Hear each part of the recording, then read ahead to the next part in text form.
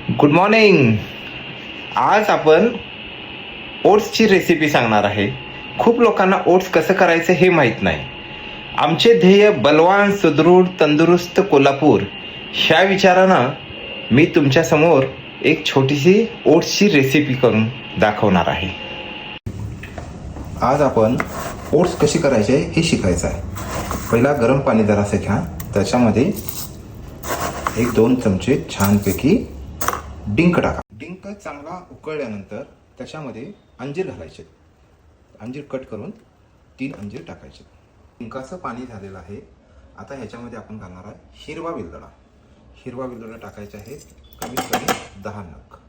आता ह्याच्यानंतर टाकणार आहे आपण पंपकिन सीड आणि सूर्यफूल, त्याचं बी, आणि हे रात्री भिजवलेलं. चांगली उकळी आल्यानंतर आपण घालणार आहे माय फिटनेसचं जे योगेश जिममध्ये पीनट बटर अवेलेबल आहे, ते माय फिटनेसचं पीनट बटर, अमूलचं टोन मिल्क, आणि टोन मिल्क घातल्यानंतर आपण घालणार आहे